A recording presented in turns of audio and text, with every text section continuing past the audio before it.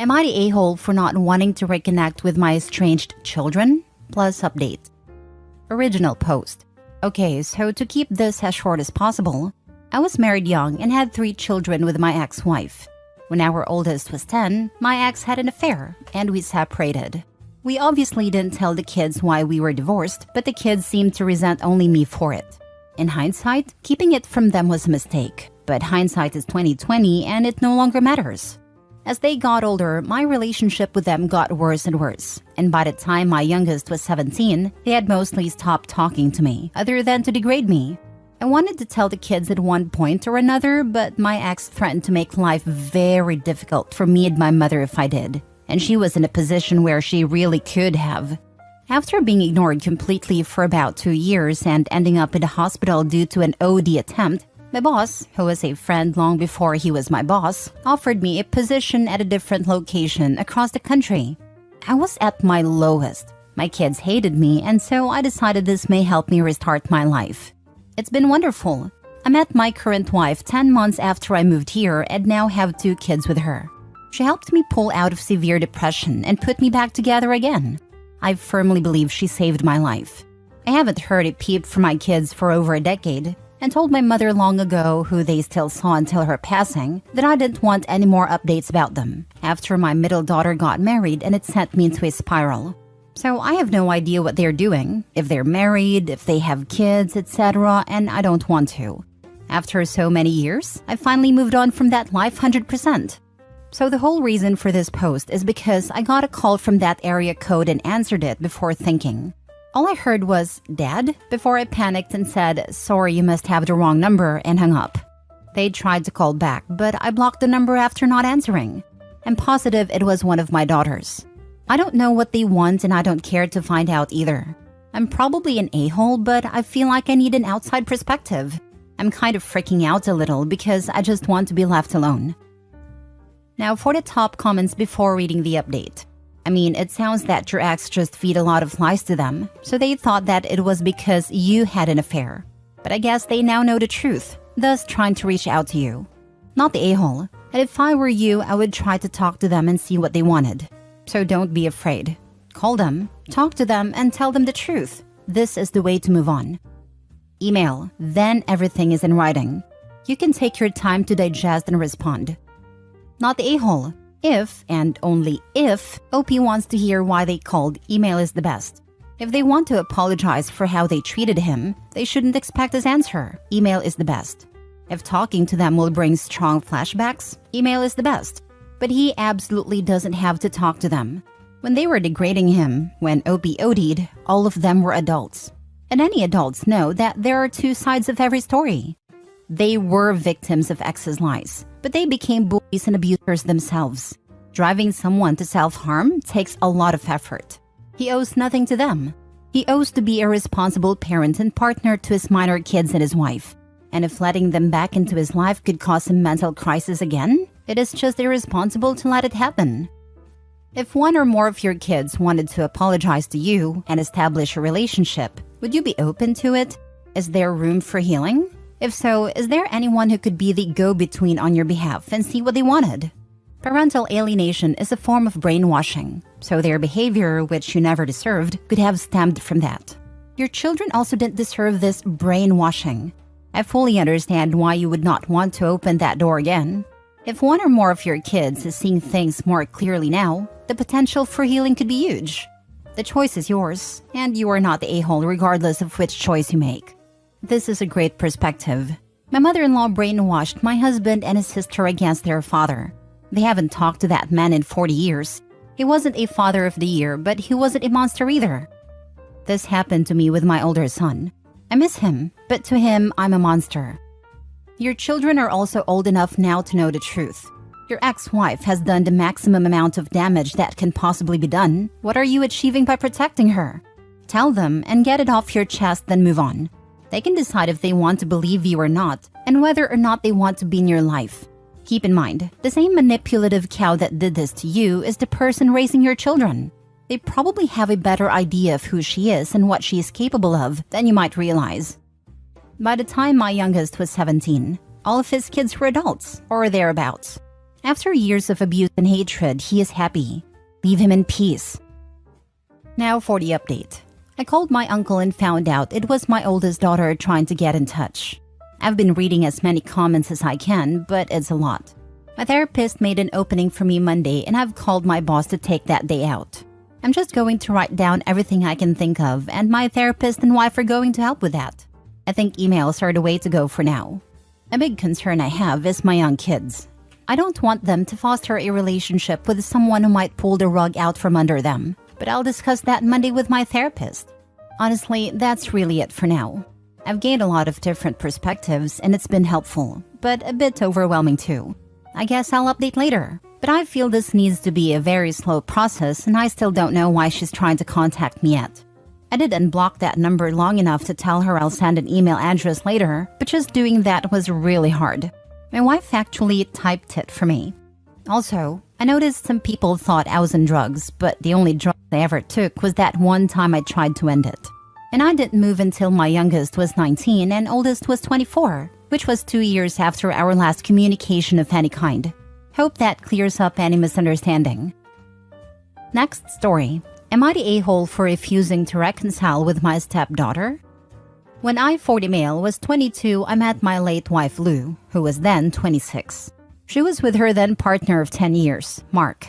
She had a 7-year-old daughter, and I had fun sort of older uncle relationship with her. We'll call her Taylor. I also had a friend relationship with Taylor when Lou was with Mark. For context, I'm white. Lou was white, but Mark was black, so Taylor is mixed race. Over the next couple of years, Lou and Mark separated, but I remained friends with Lou, and in 2009, I got into a relationship with Lou after her and Mark already split. Even though Taylor was 11 at this point, I already knew her as a family friend, so we had a good relationship for a couple of years. Mark vanished off the scene and went to Jamaica for a bit. However, when she hit her teens, Mark came back into her life and Taylor started to hate me. As much as I tried to be patient and not push it too much, she hated me all the more. I tried to grin and bear it, but me and Lou struggled. No matter what I did, I was the a-hole stepdad. It seemed all the hatred came from Mark.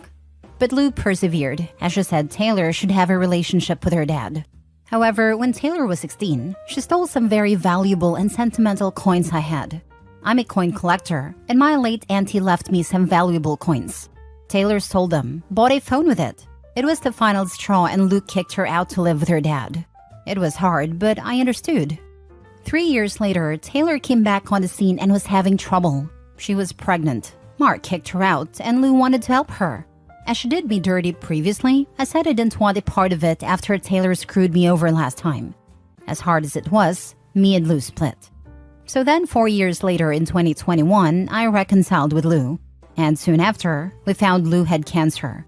I looked after her for a couple of years, but 6 months ago, it was diagnosed as terminal. By this point, Lou and Taylor's relationship broke down previously, and they hadn't seen each other for a couple of years. But shortly before Lou died, they met and reconciled. Lou died in February. Before she died, we had a quiet wedding ceremony. Before she died, she said Taylor should be able to come to her funeral, so I honored that. The funeral was last week. As much as me and Taylor had this bad history, I didn't have the energy to be horrible, so I was polite to her, hugged her, and was polite. Didn't think much of it. But then a couple of days ago, I received a letter from Taylor, saying how much she loved seeing me and was sorry. That her dad is a horrible man and she saw his true colors. And that he manipulated her, and how I was a better dad to her and how she regrets what she did. She included her mobile number and said I should ring her and we should have a coffee so she could apologize in person. And that I should meet her kid. Initially, I chucked the letter away. All I seen her is that she robbed me valuable years with Lou. But when I told my mom, she uncharacteristically said I should meet Taylor and give her a chance. Admittedly, I don't have much feelings for Taylor and would struggle to see her at the moment. But then again, I'm not a good judge of character at the moment as I'm so down. Am I the a-hole for refusing to reconcile? Now for the top comments. Not the a-hole. Sorry for what you're going through. It sounded difficult all the way through. As somewhat of a cynic myself, and given her seemingly poor attitude and life choices, I would bank on her wanting something from you and using the child as a tool for emotional blackmail to get it. If you do engage with her, have a clear exit plan if it appears she's trying to rope you into a sinking ship. hopping onto the top comment to point out that OP should not make any unnecessary major decisions for a while. Most things I've read recommended a year. The reason is that you're emotionally vulnerable for a long time, and it would be very easy to manipulate someone in that mindset. You have my deepest condolences. My sister just passed the 1-year anniversary of her husband's passing. She didn't think she'd get through it either. Hang in there and give yourself grace. Yeah, sounds like Bio Dad is a piece of work. And now her mom is gone, so Taylor is looking for support and/or a babysitter. But by my rough calculation, Taylor is 25 to 27 years old now. She's had years to try to make it up to OP and hasn't bothered. It's very telling she's only trying to make up now. Not the a-hole. She may want closure, but it sounds like you do not. Sounds like she wants you to pay for something. Ding ding ding. I'm guessing she'll use the child to dangle a living, breathing connection to Lou in his face, which she can have daily access to if she just lets them move in for the low price of free $99. Not the a-hole. Some doors are best left unopened. Taylor is very likely only coming to you because things didn't work out with her biological father, and she wants the benefits that fathers typically bring to daughters, like handyman services, money, etc. I have a truly awful cousin that is 46, and a single mother of a 7-year-old who has never met her father, and my cousin would be homeless if it wasn't for her parents. Even adult children lean heavily on parents, especially if they're selfish. If my 16-year-old stole something important to me and pawned it so they could buy a new phone, I would honestly disown them. I'm not pouring my heart, soul, money, and time into the upbringing of a kid just to have them be a degenerate criminal. I'll do whatever I can to get them out of my house, and that would be it. Last story. Am I the a-hole for not forgiving my sister as she had an affair with my husband, even though I accepted my husband back? I, 33 female, married my husband Alex, 35 male, 8 years ago. About 5 years ago, my mom died sometime after my second child was born. I went into depression due to her death and postpartum. We stayed at my mom's house for about 6 months with my sister Sally, 28 female. During this time, Alex and Sally helped me a lot and got me out of that dark phase. Things eventually got better and we came back to our home. About 2 years ago, we had our anniversary and we decided to celebrate at home. Sally came too. However, towards the end of the party, I saw Alex and Sally arguing and then she abruptly left. When I asked him, he broke down and told me he had an affair with Sally. Basically, when I was in depression, he was so lonely and didn't know how to make things better. I became like a shell of a person and it felt helpless seeing me like that. Then Sally came and comforted him. They would share their feelings to each other and became each other's emotional support. This led to an emotional affair that turned physical after Sally kissed him.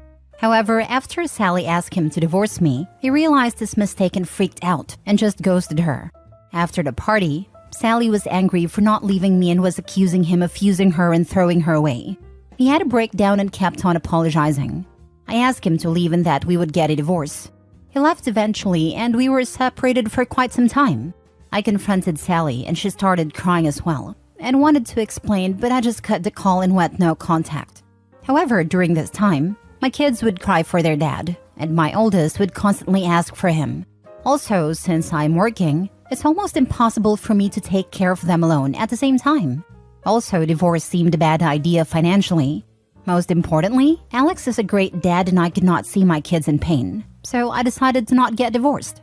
In reality, I have not forgiven him and would leave after kids are grown up or if kids feel unhappy. For now, we are working efficiently as parents and kids are back to being normal and happy. A few days ago, Sally asked to meet through a mutual friend.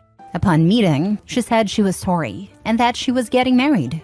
She asked me to forget the past and be a family again. She even asked me to be the bridesmaid. I honestly laughed at her face and left. Now she is saying I'm being cruel since I accepted my husband but I'm punishing her, that I am her only family and I should leave things in the past. I honestly don't want anything to do with her because of how greatly she hurt me. I adored her growing up and she did that to me. But I don't know anymore, so am I the a-hole? Wait, they had an affair for 3 whole years? Woman, I don't understand how you could keep him around. Think about the example you are setting for your kids. Because even if they don't know yet, one day they will. Don't let them think forgiving an affair is acceptable ever. It sounded to me like they had a brief affair. He ghosted her, then they had a fight at a family event about the fact that he ghosted her, and that's how OP found out. I thought that too, but then I thought it would be super weird that his sister would bring it up years later at the anniversary party. So that got me thinking that it was a 3-year affair. Sister asked him to leave his wife, he ghosted her, and then she freaked out. Not the a-hole, but I still think you should have divorced your husband. You could have been co-parents in separate houses. That way the kids could still see their dad. Good dad doesn't translate to a good husband. Anyway, to each their own, you don't owe your sister anything. But to change one thing you said, that she did that to you at the end, is inaccurate. They both did that to you. Your husband is just as responsible as your sister is. Honestly, my parents divorced when I was 10 years old due to infidelity on my dad's part. And while there were tough times for my mom, brother, and I can confirm that all of us were so much happier that there wasn't tension in the household of pretending to like each other in front of us and forced conversations to make our home life seem normal. Agreed, staying together for the kids is rarely good for the kids. 100%. When my mother and former stepdad sat me down and explained that they were getting a divorce, I was so ridiculously relieved. They weren't awful, but there was always tension in the house, and even at the age 10, I could tell they were not happy together anymore. They co-parented my younger brother beautifully together, and he never abandoned me since he was the only dad I ever felt any love for. Real dad is a POS. They remained friends until my mom passed. As someone whose parents should have divorced but did not, I can confirm the tension is 100% palpable, and that OP's kids know exactly what is going on. Even though my siblings and I are all grown adults now, we still call it the Cold War. Edit: I have been very clear with my husband that I have not forgiven him. I might forgive him in the future, or I might never. Right now, I don't know. However, I cannot take his right to be a dad as well, as we both love our kids a lot. I am not deceiving him nor giving him false hope. As for kids being unhappy, if at any point in future I feel they're unhappy or this arrangement is doing more harm than good, then we will choose the route to co-parent. For now, I have decided to wait till kids are grown up a bit so they're able to understand the situation. But for now, they're happy having both dad and mom around. Even if I could forgive my husband, I will divorce him in the future, as I cannot see him as my husband anymore. And to everyone asking if I'm sleeping with him in personal messages, no, I am not.